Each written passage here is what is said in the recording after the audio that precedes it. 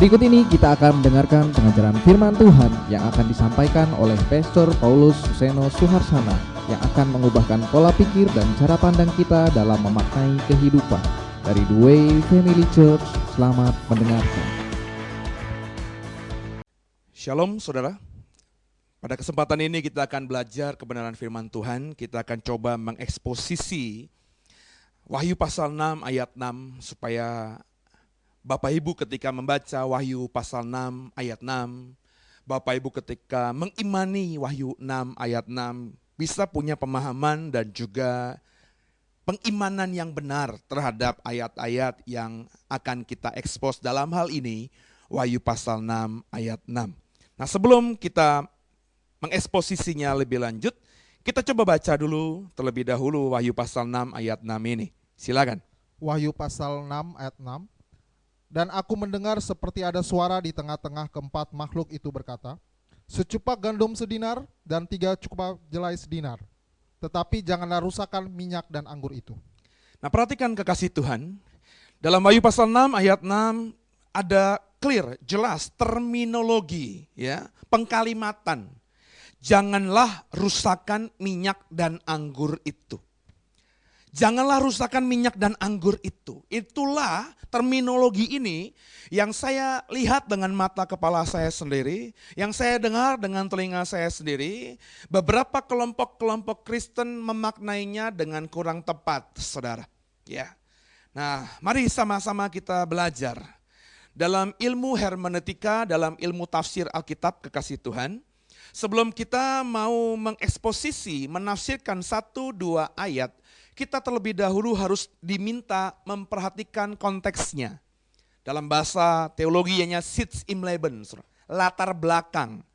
Sebab tidak mungkin ada satu ayat muncul begitu saja tanpa latar belakang. Dengan mempelajari latar belakangnya, maka Bapak, Ibu kekasih Tuhan pasti akan lebih jelas nantinya ketika membaca ayat-ayat yang akan Bapak Ibu eksposisi atau akan Bapak Ibu tarik kebenarannya. Nah, Wahyu pasal 6 ayat 6 ini saudara, itu kita bisa lihat dalam kerangka utuh dalam Wahyu pasal 6. Di mana dalam Wahyu pasal 6 itu ada peristiwa di akhir zaman di mana ada materai-materai yang dibukakan, saudara. Ada beberapa materai yang dibukakan yang melatar belakangi Wahyu pasal 6 ayat 6 ini. Coba perhatikan terlebih dahulu, kita lihat konteks dekatnya, saudara. Yang paling dekat dengan Wahyu pasal 6 ayat 6 adalah ayat 5, saudara. Mari kita baca Wahyu pasal 6 ayat 5. Wahyu pasal 6 ayat yang kelima. Dan ketika anak domba itu membuka meterai yang ketiga, aku mendengar makhluk yang ketiga berkata, mari.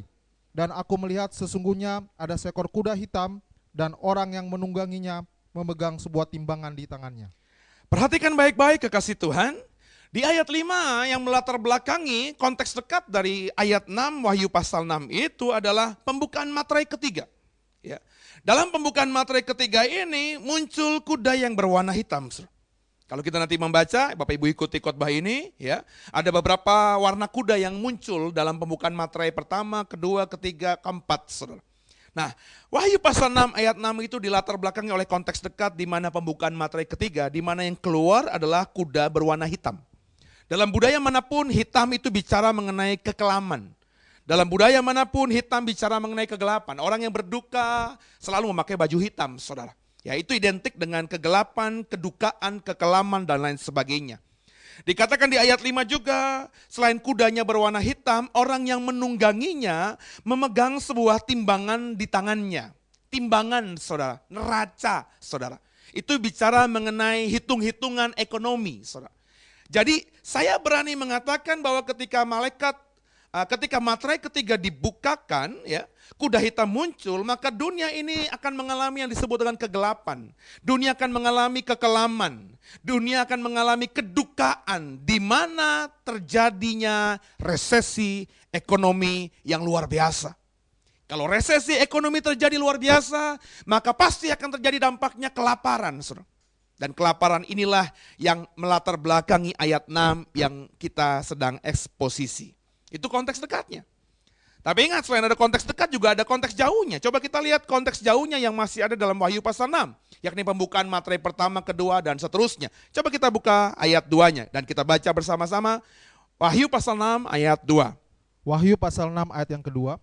Dan aku melihat sesungguhnya ada seekor kuda putih dan orang yang menungganginya memegang sebuah panah dan kepadanya dikaruniakan sebuah mahkota. Lalu ia maju sebagai pemenang untuk merebut kemenangan.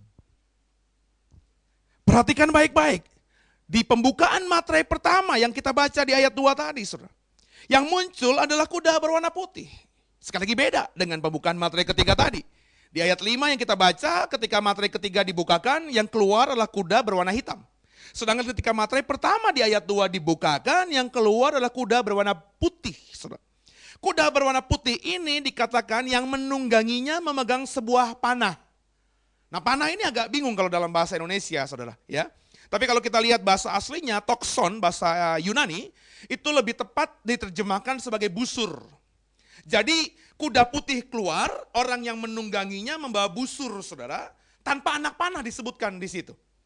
Berarti orang yang menungganginya ini membawa busur. Kalau kita misalnya hidup di zaman dulu, saudara, ada seorang punggawa atau ada seorang panglima perang atau prajurit membawa busur, kita yang tidak bawa apa-apa pasti akan berada di bawah otoritasnya, merasa sedikit takut, sedikit gentar, saudara. Dan itu yang terjadi nanti. Ketika materai pertama dibukakan, maka akan terjadi yang namanya ketakutan di dunia ini. Tapi ketakutan itu tidak berdampak pada pembunuhan. Kenapa? Karena Alkitab katakan yang membawa, yang mengendarai, yang menunggangi kuda putih itu bicara mengenai busur tanpa anak panah. Jadi ada penaklukan atas dunia ini oleh orang tertentu, oleh seseorang tertentu. Dalam hal ini penunggang kuda putih yang dilihat oleh Yohanes di Pulau Patmos. Mereka ini, maafkan saya, orang ini menaklukkan dunia dengan damai, dengan diplomasi. Orang-orang di seluruh dunia takut, gentar terhadap orang ini, tapi orang ini ketika menguasai dunia, dia tidak membunuh. Karena Alkitab katakan di ayat 2 tadi, yang keluar kuda putih bicara mengenai ketenangan, kedamaian, kesejahteraan, kurang lebih begitu, saudara, ya. Jadi saudara, yang bisa kita lihat, saya berani menafsirkan ketika materai pertama itu dibuka, dunia mengalami ketakutan, tapi tidak dengan pembunuhan. Ketakutan ini karena dunia ditaklukkan, entah oleh satu orang, entah oleh satu negara tertentu, saudara, di mana penaklukan dunia ini dilakukan kemungkinan besar dengan cara diplomasi. Ada orang, ada negara yang pintar sekali berdiplomasi. Ada orang, ada negara yang pintar sekali membujuk rayu. Sehingga akhirnya seluruh dunia takluk kepada orang ini atau negara ini, saudara. Itulah materai pertama. Coba kita lihat materai kedua. Kita buka, kita baca Wahyu pasal 6 ayat yang keempat. Silakan. Wahyu pasal 6 ayat yang keempat. Dan majulah seekor kuda lain, seekor kuda merah padam. Dan orang yang menungganginya dikaruniakan kuasa untuk mengambil damai sejahtera dari atas bumi. Sehingga mereka saling membunuh dan kepadanya dikaruniakan sebilah pedang yang besar. Perhatikan baik-baik. Jadi ketika materai pertama itu dibukakan nggak selesai. Ya kalau kita bermimpi ya, sekarang ada banyak kita lihat di mana-mana dunia bersatu ya. Ada masyarakat ekonomi Eropa, ada masyarakat ekonomi Asia Tenggara, saudara. Indonesia akan masuk di tahun ini, saudara, bahwa tidak ada lagi sekat-sekat pembatas ekonomi di antara satu dan dua negara ASEAN, semuanya bisa bertransaksi. Nanti orang Malaysia bisa berdagang dengan mudahnya di Indonesia, begitu juga orang Indonesia bisa mudahnya berdagang di Thailand dan sebagainya, saudara. Dunia sedang menuju ke arah itu. Tapi perhatikan baik-baik, itu bukan bicara mengenai damai sejahtera. Dunia yang mengarah ke situ justru mengalami dunia yang semakin jatuh dalam kekerian yang luar biasa. Materai kedua berbicara mengenai kuda merah padam, saudara. Ya, merah bicara mengenai kegeraman, merah bicara mengenai kemarahan, saudara. Ya, dikatakan juga di materai kedua ini penunggangnya membawa pedang besar, saudara. Pedang besar, dan Alkitab katakan di ayat yang keempat tadi bahwa orang ini yang menunggangi kuda merah padam ini dikaruniakan kuasa. Dikaruniakan kuasa. Dikaruniakan kuasa artinya yang memberikan kuasa siapa? Tuhan. Karena kalau Bapak Ibu pernah ikuti khotbah saya, karunia ya, grace itu bicara mengenai pemberian dari otoritas yang tertinggi superior kepada yang inferior. Saudara. Jadi dikaruniakan oleh Tuhan orang ini kuasa, perhatikan baik-baik ya, kuasa untuk mengambil damai sejahtera atas bumi. Ingat, yang memberikan damai sejahtera, shalom atas dunia adalah Tuhan. Dan nanti sebentar di akhir zaman, saudara, ada orang yang Tuhan berikan kuasa untuk mengambil shalom Tuhan atas dunia ini. Sehingga Alkitab katakan manusia-manusia yang kehilangan damai sejahtera di akhir zaman nanti mulai saling membunuh. Itu gambaran dari orang yang menunggangi kuda merah padam ini yang menggunakan pedang besar, saudara, membawa pedang besar. Akan terjadi pembunuhan manusia dengan manusia, akan terjadi peperangan bangsa melawan bangsa dan lain sebagainya, saudara. Dan dampak dari pembunuhan besar-besaran ini, dampak dari peperangan besar-besaran ini adalah materai yang ketiga yang kita tadi baca di ayat yang kelima. Di mana muncul kuda yang berwarna hitam. Di mana ada resesi ekonomi yang mengikutinya. Di mana-mana pun begitu, saudara. Ya, kalau kita ingat sejarah tentang Perang Dunia Pertama, Perang Dunia Kedua, ya, Bapak Ibu ingat peristiwa di Indonesia saja ketika Indonesia menuju merdeka di tahun 45, saudara. Peperangan yang terjadi di Indonesia ini melawan Belanda, melawan penjajah Jepang itu menimbulkan kelaparan di mana-mana, resesi ekonomi di mana-mana. Saya ingat cerita eyang saya yang mengatakan bahwa di zaman itu banyak orang-orang Indonesia di kampung-kampung yang tidak bisa makan beras.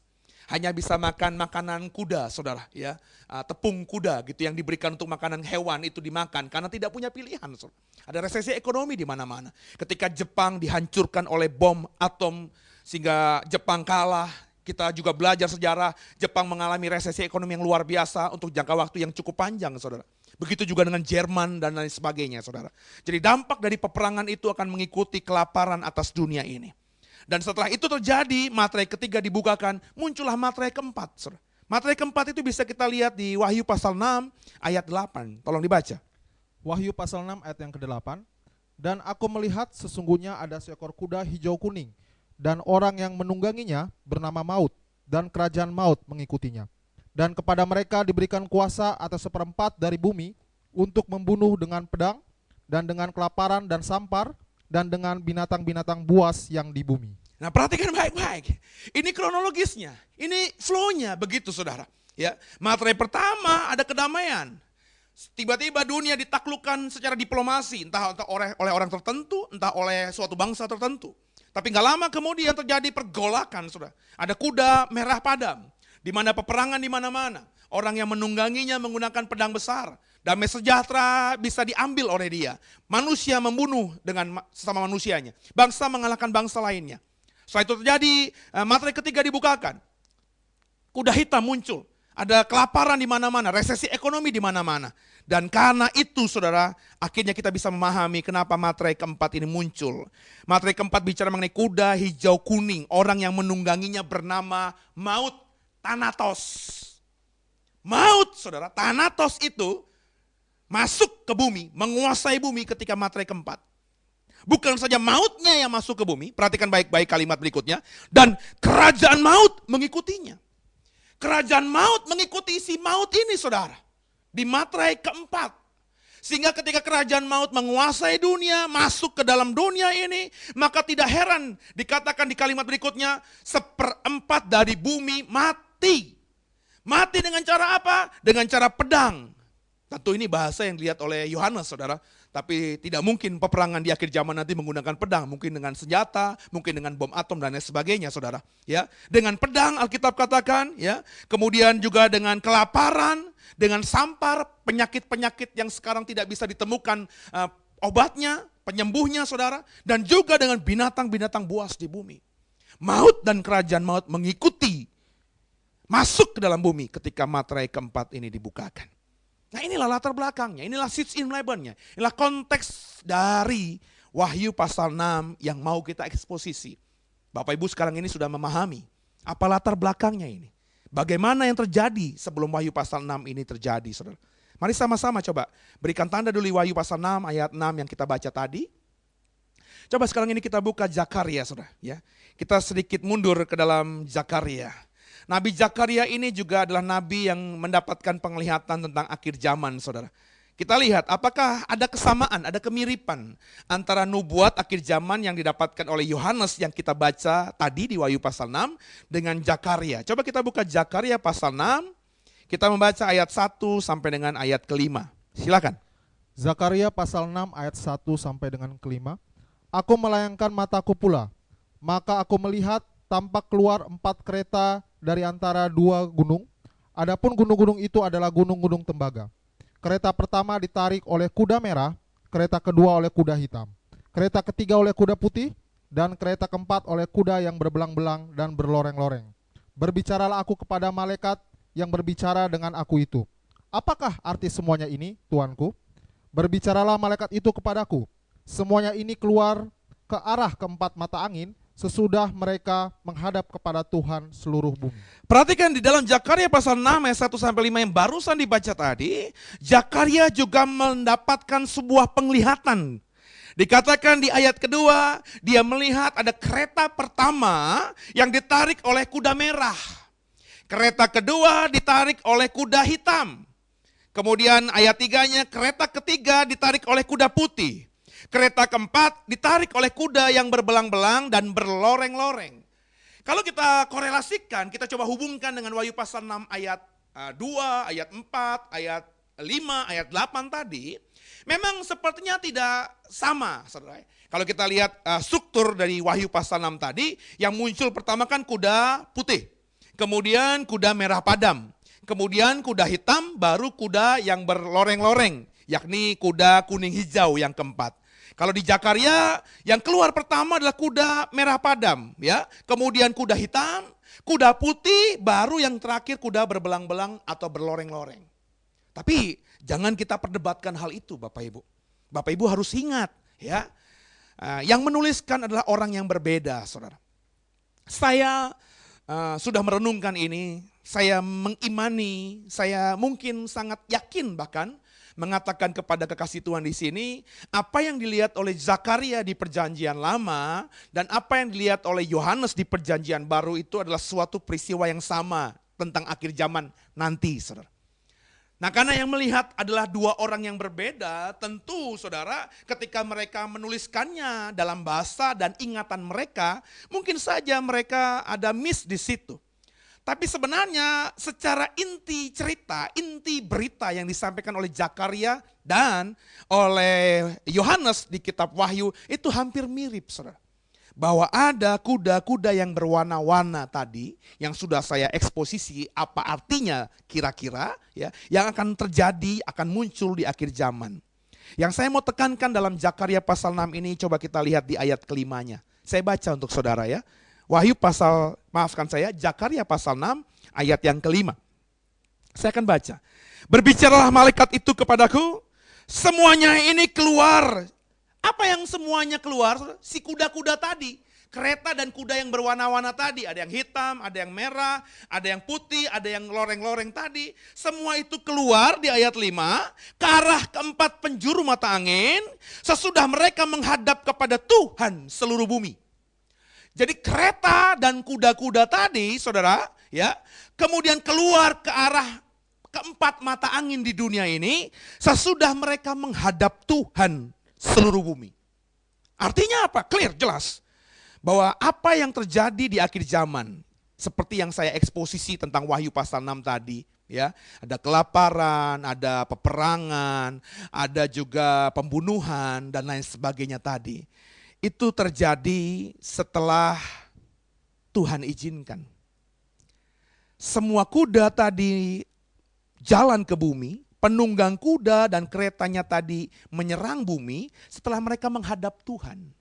Artinya mereka sudah minta izin kepada Tuhan. Dan bisa jadi memang Tuhan yang mengizinkan hal itu. Apa yang kita eksposisi, yang barusan kita baca di Zakaria ini konsisten dengan apa yang kita temukan dari semua Alkitab, saudara. Semua apa yang terjadi atas dunia ini tidak bisa tidak kalau Tuhan tidak izinkan. Harus Tuhan izinkan baru bisa terjadi. Biarpun iblis saat inilah penguasa dunia ini, saudara. Alkitab katakan musuhmu seperti singa yang mengaum-ngaum, tapi sesuatu apapun dari iblis tidak bisa menguasai kita, menguasai dunia kalau Tuhan tidak izinkan. Ingat cerita tentang Ayub, saudara. Ayub itu mengalami penderitaan yang luar biasa. Itu karena Tuhan izinkan. Yang menggocoh Ayub adalah iblis. Yang menggocoh dunia nanti adalah kuda dan penunggangnya, saudara, di akhir zaman.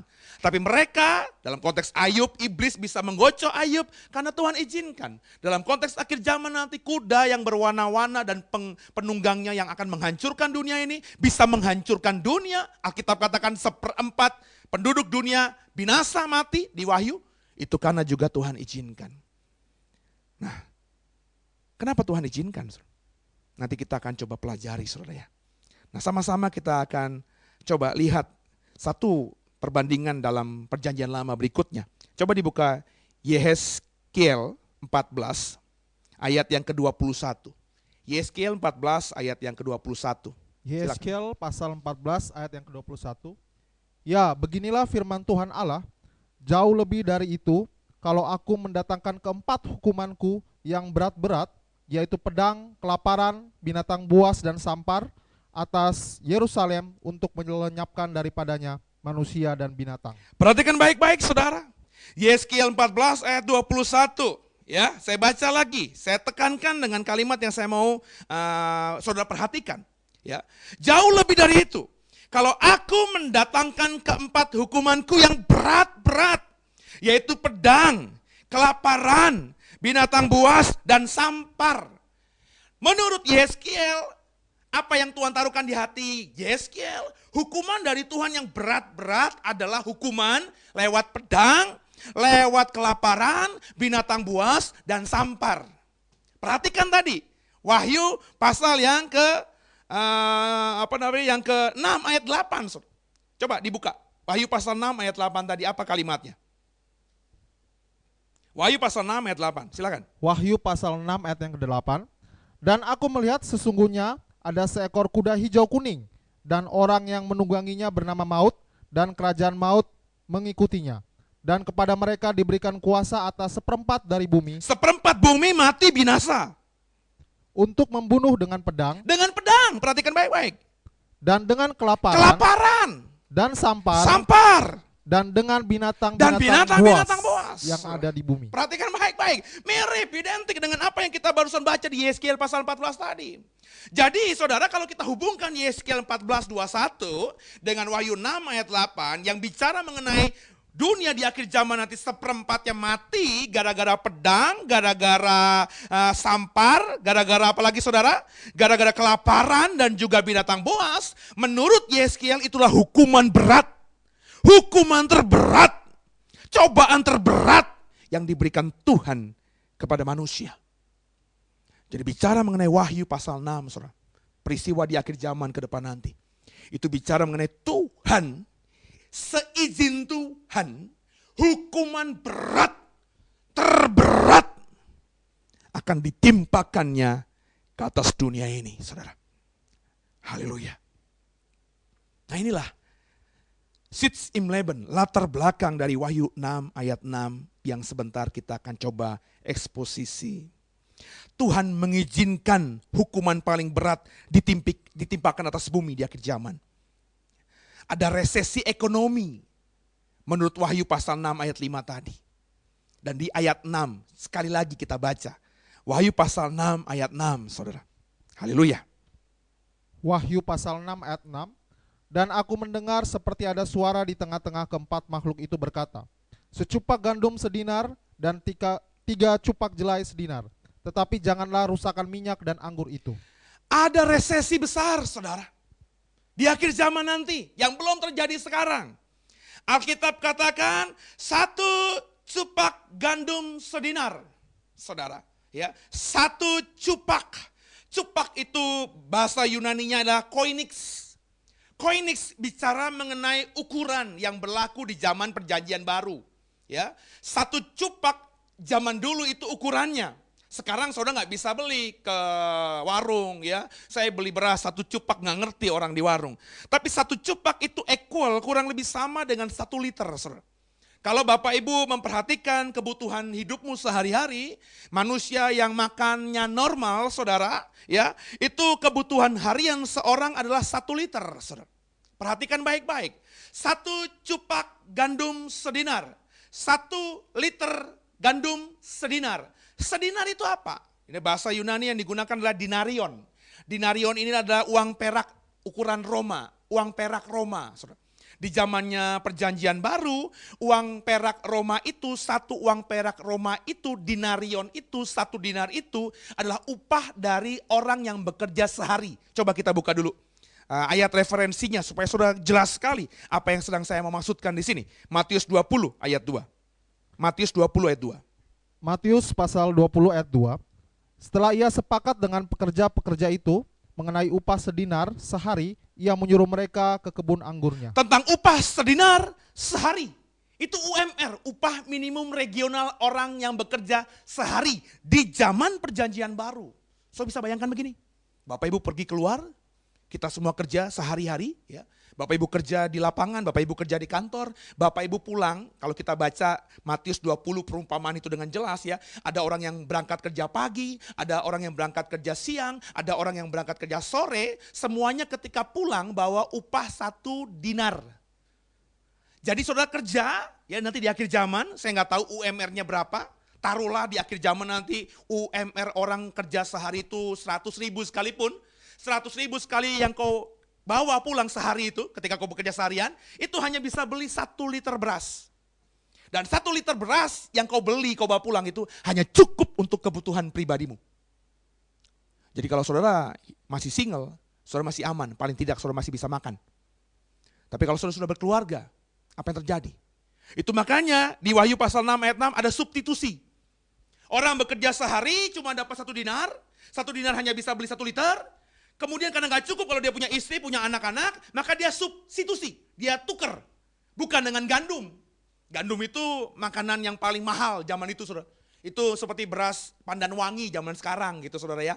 Yang paling mahal harganya. Karena harga gandum mahal, maka dia belikan 1 dinar yang dia dapatkan sehari dengan yang lebih rendah daripada gandum. Apa itu? Jelai. Ya, jelai itu adalah seperti biji-bijian kayak gandum juga buat bikin roti juga, cuma kalau roti dari gandum itu roti yang mahal, karena gandum mahal, roti dari jelai adalah roti yang kualitas berikutnya, yang paling bawah, yang paling murah saudara. Tapi saudara, 1 dinar yang didapatkan dia kerja sehari itu pun hanya bisa beli 3 liter jelai. 1 liter itu adalah kebutuhan seorang sehari makan. So bisa bayangkan, kalau nanti di akhir zaman kau punya anak 3 saja, kau punya istri 1 saja, berarti dengan kau 5 saudara. Kau kerja seharian dari pagi, siang, malam, pulang hanya bawa 1 dinar, ya umpama begitu ya. 1 dinar kau belikan hanya bisa 3 jelai. Sedangkan anggota rumah tanggamu ada 5 orang. Berarti ada kekurangan di situ, ada kelaparan di situ, ada resesi di situ, saudara. Dan itu pun hanya dikatakan Alkitab hanya bisa beli gandum atau jelai. Apakah orang cuma makan gandum atau jelai saja? Tidak kan? Kalau di saudara ke Timur Tengah sekarang orang masih makan roti gandum, tapi roti gandum pasti ada selainya, ya selai apalah gitu. Ada jaitunnya, ada minyak jaitunnya. Jadi bisa dibayangkan orang hanya bisa beli makan kebutuhan pokoknya. Kalau orang Indonesia mungkin hanya bisa beli berasnya saja, saudara. Nggak bisa beli pandan wangi, beli beras yang dari Bulog itu, saudara, yang beras apa tuh buat apa orang-orang susah itu, saudara. Ya, itu pun hanya bisa beli beras saja. Saudara nggak bisa beli lauk, nggak bisa beli tempe, nggak bisa beli tahu dan lain sebagainya. Bisa dibayangkan situasi dunia di akhir zaman seperti itu. Tapi meskipun Tuhan izinkan itu terjadi, Wahyu 6 ayat 6, ya, kalimat berikutnya, setelah secupak gandum sedinar, 3 cupak jelai sedinar, ini ayat yang terminologi yang saya bilang tadi disalahartikan oleh banyak orang. Kalimat berikutnya, tapi janganlah rusakkan minyak dan anggur itu. Ada janji Tuhan kepada manusia. Yohanes mendapatkan penglihatan mengenai kesusahan yang terjadi atas dunia ini. Tapi Yohanes juga dapat penghiburan dari Tuhan. Tapi jangan rusakkan minyak dan anggur itu. Nah saudara, nah inilah latar belakang itu. Janganlah rusakkan minyak dan anggur itu. Minyak dan anggur itu bicara apa saudara? Ada kelompok Kristen tertentu yang berkata minyak itu bicara mengenai diri mereka sendiri. Anggur bicara mengenai diri mereka sendiri. Minyak diartikan minyak urapan misalnya, anggur diartikan perjamuan kudus misalnya. Apakah kita bisa menafsirkan Wahyu 6 ayat 6 seperti itu, saudara? Saya tidak bilang salah ya saudara ya, kalau saudara menafsirkan minyak dan anggur itu dirimu, atau minyak dan anggur itu minyak urapan atau perjamuan kudus misalnya. Ya. Tapi kalau mau jujur, bukan itu yang mau dituliskan Yohanes ketika nulis Wahyu 6 ayat 6 ini. Ya. Menafsirkan seperti itu terlalu jauh, saudara. Kalau kita mau menafsirkan firman Tuhan, kita harus menafsirkan sesuai konteks aslinya. Ketika Yohanes nulis itu, kita harus mengerti apa yang ada di otak Yohanes tentang minyak dan anggur itu, saudara. Nah, kita akan belajar pelan-pelan ke depan ini. Apa yang dimaksud dengan minyak dan anggur itu? Kenapa minyak dan anggur tidak dirusakkan? Padahal Tuhan sudah mengizinkan dunia mengalami malapetaka luar biasa di akhir zaman nanti. Nah, mari sama-sama kita pelajari.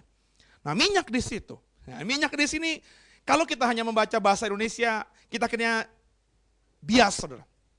Kita tidak bisa mengerti dengan jelas minyak itu apa, bicara tentang apa. Bisa minyak goreng juga dari kelapa bisa. Ya, minyak goreng kelapa, minyak goreng sawit dan lain sebagainya, saudara. Minyak juga bisa bicara minyak telon, minyak bensin juga bisa, minyak oli juga bisa. Apakah minyak yang ditulis oleh Yohanes adalah bicara tentang itu? Tentu tidak. Kalau kita lihat bahasa Yunaninya, minyak di sini menggunakan kata Yunani elaion. Elaion, saudara, secara harafiah itu bukan saja tidak tepat kalau diterjemahkan hanya minyak, saudara. Itu makanya terjemahan LAI Wahyu 6 ayat 6 ini saya kurang sepakat, enggak lengkap gitu, enggak vulgar, saudara. Sebab kalau minyak dalam otaknya orang Indonesia, minyak dalam konotasi orang Indonesia itu bisa macam-macam. Minyak urut itu juga minyak, saudara ya. Macam-macam, minyak oli pun juga minyak, saudara ya. Tapi yang digunakan oleh Yohanes di sini adalah elaion. Elaion itu, saudara, kalau Bapak Ibu lihat kamus Yunani Inggris, Yunani Indonesia, itu bisa berarti minyak zaitun. Bisa berarti juga buah zaitun, bisa berarti juga kebun zaitun, bisa berarti juga pohon zaitun. Jadi elaion itu sebenarnya bicara tentang zaitun. Mau minyaknya, mau buahnya, mau kebunnya, mau pohonnya, semua yang berbau zaitun namanya elaion, saudara. Jadi ketika Tuhan berkata jangan rusakkan elaion, Tuhan sedang bicara jangan rusakkan zaitun. Nah, kenapa zaitun tidak boleh dirusakkan, saudara? Kenapa zaitun itu begitu spesial di mata Tuhan? Nah, ini yang mau kita pelajari terlebih dahulu. Coba kita buka sekarang ini Hakim-Hakim ayat 9, pasal 9, maafkan saya. Hakim-Hakim 9 ayat 9, tolong dibaca. Hakim-Hakim 9 ayat 9. Hakim-Hakim pasal 9 ayat 9. Tetapi jawab pohon zaitun itu kepada mereka, masakan aku meninggalkan minyakku yang dipakai untuk menghormati Allah dan manusia, dan pergi melayang di atas pohon-pohon. Perhatikan baik-baik. Dalam Hakim-Hakim 9 ayat 9, zaitun bicara kepada yang lainnya, masakan minyakku, masakan elaion yang digunakan untuk menghormati Allah, digunakan untuk yang tidak baik. Jadi elaion itu memang untuk menghormati Allah. Zaitun itu kenapa tidak boleh dirusakkan di Wahyu pasal 6 ayat 6? Karena elaion atau zaitun itu gunanya untuk menghormati Allah, saudara. Itu makanya kalau Bapak Ibu mempelajari perjanjian lama secara khusus, ya, orang yang diurapi sebagai imam, orang yang diurapi sebagai nabi, orang yang diurapi sebagai raja, orang ini harus diurapi dengan elaion, dengan zaitun, saudara. Kenapa? Karena zaitun adalah untuk menghormati Allah. Orang yang diurapi dengan elaion itu artinya orang ini memang harus menghormati Allah. Dia diurapi untuk menghormati Allah sepanjang hidupnya, saudara. Elaion. Ya. Kemudian coba kita lihat lagi Wahyu pasal 6 ayat 6 tadi, ya. Tapi janganlah rusakkan minyak dan anggur. Kita sudah ngomongin minyak di situ. Minyak di situ menggunakan kata Yunani elaion. Elaion bicara mengenai zaitun, bisa minyaknya, bisa pohonnya, bisa kebunnya, bisa pohonnya, ya. Zaitun itu gunanya untuk menghormati Allah. Itu kenapa tidak boleh dirusakkan. Gimana dengan anggur? Nah, kalau kita lihat Wahyu pasal 6 ayat 6, kata anggur yang digunakan di situ menggunakan kata Yunani oinon. Oinon. Oinon ini kalau kita lihat kamus Bapak Ibu, ya, itu juga bisa berarti buah anggur, bisa berarti kebun anggur, bisa berarti pohon anggur, bisa juga berarti sari anggur, saudara. Jadi sebenarnya oinon itu juga bicara tentang semua hal yang berbau anggur. Apapun yang berbau anggur, mau buahnya, mau pohonnya, mau kebunnya, mau sarinya, itu semuanya menggunakan kata Yunani oinon. Wahyu 6 ayat 6, yang ada elaion, yang ada zaitun dan oinon dan anggur, jangan dirusakkan. Kenapa oinon, kenapa anggur tidak boleh dirusakkan? Coba kita buka. Hakim-Hakim 9 ayat 13. Hakim-Hakim pasal 9 ayat yang ke-13. Tetapi jawab pohon anggur itu kepada mereka, masakan aku meninggalkan air buah anggurku yang menyukakan hati Allah dan manusia, dan pergi melayang-layang di atas pohon-pohon? Perhatikan baik-baik. Di Hakim-Hakim 9 ayat 13 dikatakan air buah anggur itu digunakan untuk menyukakan hatinya Allah. Jadi anggur memang digunakan untuk menyukakan hatinya Allah. Kenapa anggur, kenapa oinon tidak boleh dirusakkan? Karena anggur itu bicara tentang menyukakan hati Allah, saudara. Itu kenapa kalau dalam tradisi Yahudi, dimanapun orang Yahudi berkumpul, dimanapun orang Yahudi berpesta, pesta adat maupun pesta agama, selalu ada oinon, selalu ada anggur. Ingat peristiwa di Kana, pernikahan di Kana, saudara? Anggur ada di situ, oinon ada di situ. Tapi ketika habis, kalang kabut mereka semuanya. Karena kalau tidak ada oinon dalam sebuah acara Yahudi, itu sama artinya dengan tidak menyukakan hati Allah. Artinya pesta pernikahan di Kana itu tidak akan menyukakan hati Allah. Kalau Allah tidak sukakan hatinya, maka blessing, berkat tidak akan sampai. Nah saudara, bicara mengenai elaion, bicara mengenai oinon, bicara mengenai zaitun dan anggur. Dan dalam Wahyu 6 ayat 6, ketika Tuhan mengizinkan malapetaka terjadi atas dunia, 1/4 penduduk dunia akan dibinasakan oleh pedang, oleh sampar, oleh binatang buas, oleh pembunuhan, oleh perang, oleh kelaparan. Tapi Tuhan katakan, jangan rusakkan zaitun dan anggurku. Kenapa? Karena zaitun untuk menghormati Allah, karena anggur untuk menyukakan hati Allah. Jadi memang kalau mau jujur saudara, tumbuh-tumbuhan itu banyak sekali, tapi ada dua spesies, dua jenis tumbuhan yang spesial di mata Tuhan, yakni zaitun dan anggur. Itu kenapa kalau Bapak Ibu misalnya ke Timur Tengah gitu ya, itu yang namanya zaitun dan anggur itu ada. Kenapa ada? Karena zaitun dan anggur terkenal sebagai jenis tanaman yang cukup kuat dalam menghadapi situasi musim kayak apapun. Musim salju dia tetap kuat, musim kemarau panjang pun dia tetap kuat. Zaitun dan anggur ini bisa berumur panjang. Jadi kalau kita maknai Wahyu 6 ayat 6 secara harafiah, saudara. Ketika Tuhan bilang jangan rusakkan zaitun dan anggur itu mungkin bisa kita pahami kenapa pohon anggur, kenapa pohon zaitun itu lebih kuat dan tahan lama, usianya panjang dibandingkan pohon-pohon lainnya. Ya, itu bisa ratusan tahun saudara, umurnya, bahkan ada yang sampai ribuan tahun juga. Dan semakin tua pohon anggur, kalau ngomongin anggur, buahnya semakin luar biasa, semakin manis saudara. Itu makna harafiahnya. Jadi kenapa Tuhan bilang jangan rusakkan minyak dan anggur, bisa kita tafsirkan sederhananya. Itu berarti memang zaitun dan anggur itu kenapa umurnya panjang. Kenapa ditaruh di padang gurun aja bisa hidup. Tanaman mangga ditanamin di padang gurun gak bisa hidup. Rambutan juga gak bisa. Tapi zaitun dan anggur bisa umurnya panjang. Karena rupanya mereka adalah kesukaan Tuhan dan menyenangkan hati Tuhan. Tapi kita gak boleh berhenti di situ. Ada makna spiritual yang bisa kita dapatkan dari Wahyu pasal 6 ayat 6 ini. Zaitun dan anggur bukan bicara mengenai harafiah semata. Tapi ada makna simbolik yang cukup dalam. Mari sama-sama coba kita buka. Agak panjang ayatnya. Saya minta dibacakan Roma 11 ayat 11 sampai dengan 24. Pelan-pelan saja. Roma 11 ayat yang ke-11 sampai dengan 24. Silakan. Roma pasal 11 ayat 11 sampai 24. Maka aku bertanya, adakah mereka tersandung dan harus jatuh? Sekali-kali tidak, tetapi oleh pelanggaran mereka, keselamatan telah sampai kepada bangsa-bangsa lain, supaya membuat mereka cemburu. Sebab jika pelanggaran mereka berarti kekayaan bagi dunia, dan kekurangan mereka kekayaan bagi bangsa-bangsa lain, terlebih-lebih lagi kesempurnaan mereka. Aku berkata kepada kamu, hai bangsa-bangsa bukan Yahudi, justru karena aku adalah rasul untuk bangsa-bangsa bukan Yahudi, aku menganggap hal itu kemuliaan pelayananku. Yaitu kalau aku dapat membangkitkan cemburu di dalam hati kaum sebangsaku menurut daging dan dapat menyelamatkan beberapa orang dari mereka. Sebab jika penolakan mereka berarti perdamaian bagi dunia, dapatkah perdamaian mereka mempunyai arti lain daripada hidup dari antara orang mati? Jikalau roti sulung adalah kudus, maka seluruh adonan juga kudus. Dan jikalau akar adalah kudus, maka cabang-cabang juga kudus.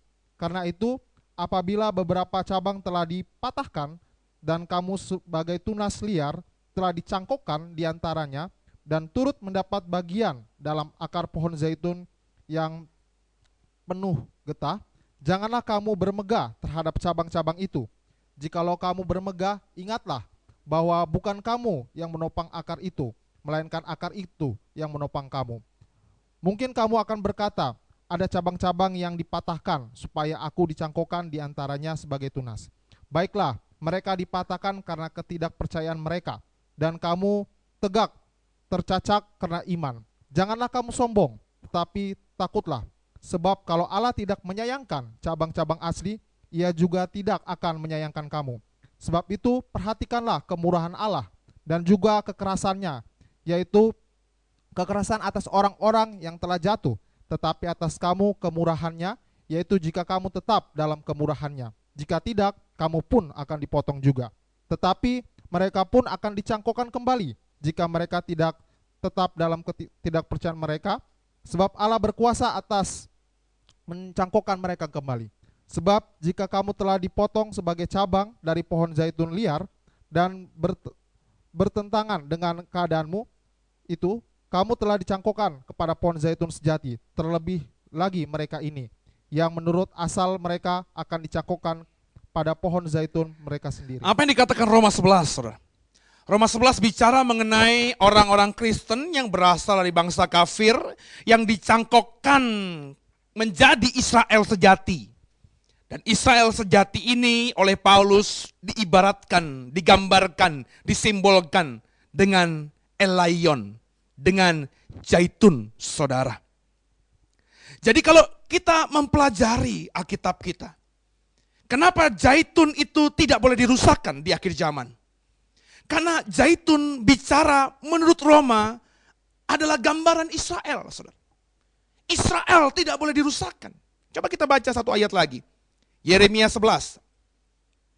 Yeremia 11 ayat 16. Silahkan dibaca. Yeremia 11 ayat 16. Yeremia 11 ayat 16.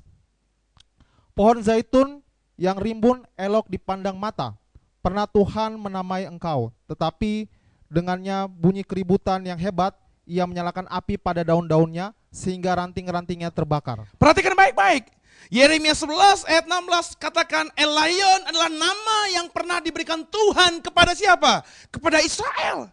Konteks Yeremia 11 bicara mengenai Israel, saudara.